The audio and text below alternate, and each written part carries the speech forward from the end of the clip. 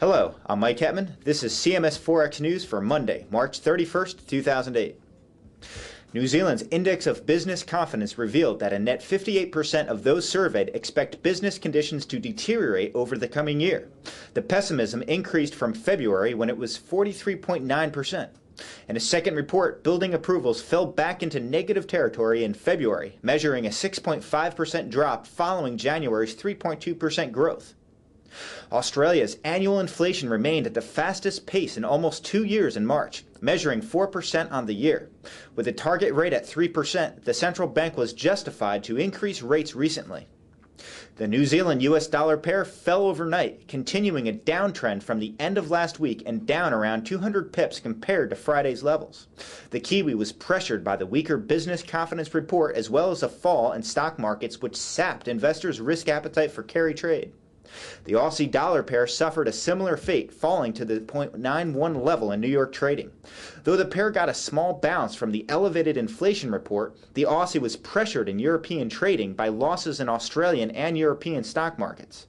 In Japan, the manufacturing PMI declined to 49.5 and shows contraction in the sector for the first time in 5 months.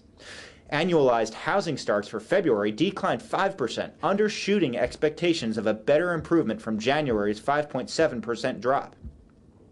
Japan's industrial production fell for a second straight month in February, declining 1.2%, preliminary data showed. On the bright side, the data was better than expected in both monthly and annual terms. Against the euro, the yen gave back most of its gains from Friday, even as European stock markets faltered. Despite the poor performance in global stocks, the yen was down overall against most of the majors. In Europe, the preliminary estimate for March's CPI rose to an annual rate of 3.5%.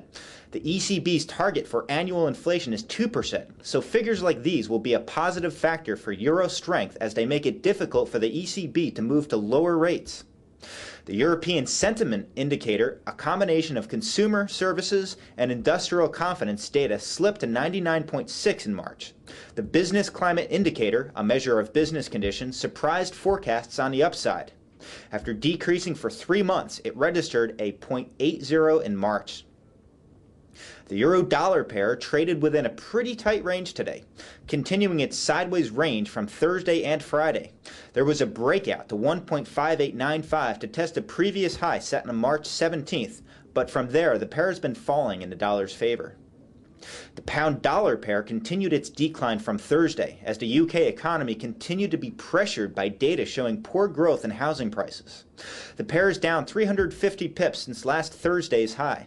In a speech today, Bank of England Governor King said that policymakers face a difficult balancing act as they seek to shore up economic growth while battling inflation. Turning to North America, Canada's January GDP rose 0.6%, bouncing back from the 0.7% decline registered in December. Growth was broadly based, with wholesale trade and manufacturing leading the way. In the U.S., meanwhile, the Chicago PMI rose to 48.2 in March, climbing from a 6-year low of 44.5 last month. A fall in domestic spending was balanced by a surge in exports.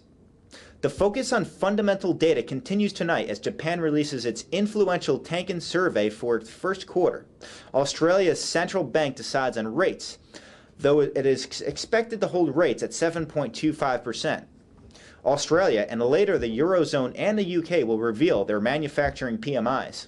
Also, overnight, Germany will unveil data on retail sales and its unemployment rate. Tomorrow, Canada posts producer and raw materials prices while the US releases its ISM measure of manufacturing. This completes Forex News for Monday. For CMS Forex, I'm Mike Hetman.